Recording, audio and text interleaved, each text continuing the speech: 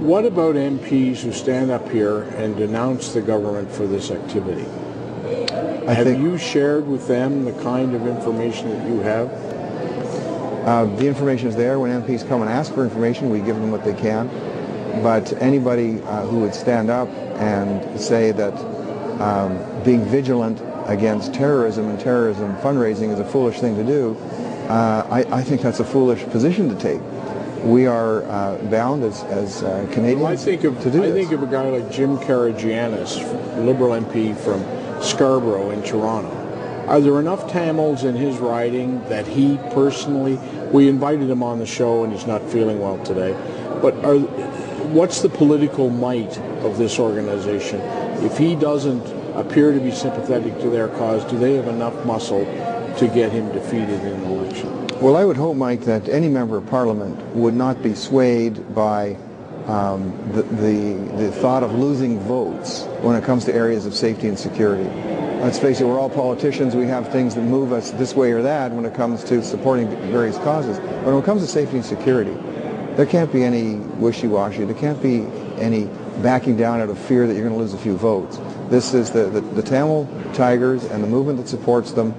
These are very real organizations that kill innocent people in non-military settings, and we can't have that happen. Let me ask you, changing subjects just slightly, and then I want to get back to Colin Freeze about how much money we're talking about, because I know you're not allowed to talk about the amount of money here, but I'm certain it's not insignificant.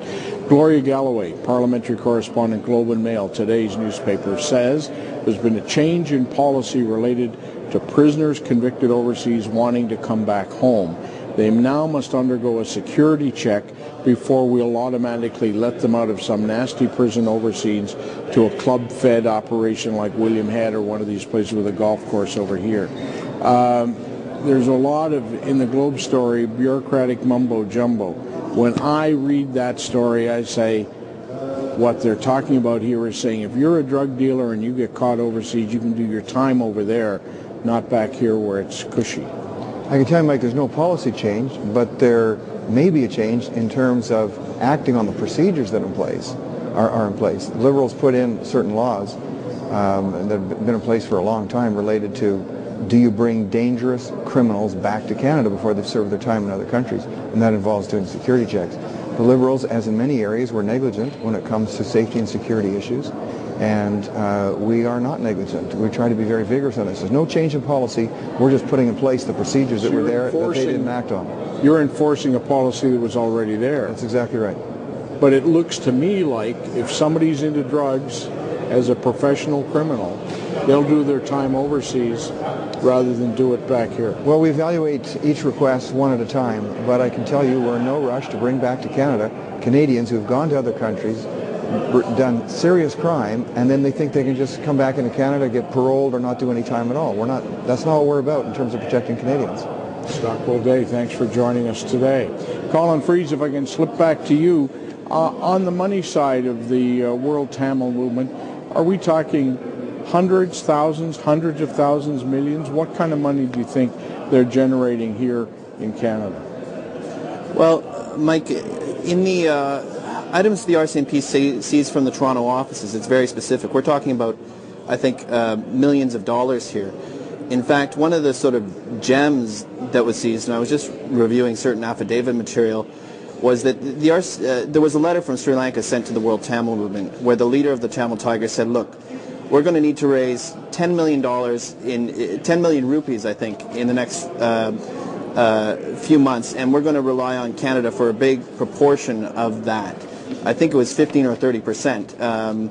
And if I recall doing the conversions rightly at the time, that was hundreds of thousands of dollars, if not, but over time, I think we're talking about millions that's alleged by the Mounties to have gone out of this organization to the Tamil Tigers in Sri Lanka.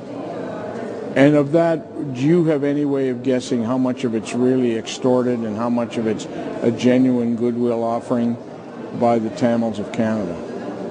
Well, Mike, I think the question is when a hat used to be passed around a bar in New York, an Irish bar in New York on St. Patrick's Day for the IRA. I mean, was that extortion? I don't know. All I know is that, talking to some Tamil organizations, I said, do you regard the Tamil Tigers as freedom fighters or terrorists? A fair amount of people here do regard them as freedom fighters. What's clear is that under Canadian law, since 2006, through the initiative of Mr. Day, they are regarded as a terrorist organization here, and as of today, the World Tamil Movement is considered a terrorist organization in Canadian law. You know, is it extortion? Is it involuntary? There's evidence to support both, but I think after today it'll be much harder for people to give money to the World Tamil Movement. Colin Freeze, expert on national security, thanks so much for joining us from the Globe and Mail in Toronto. Appreciate your expertise. Stay with us. Coming up next on Mike Duffy Live, we're going to look at that terrible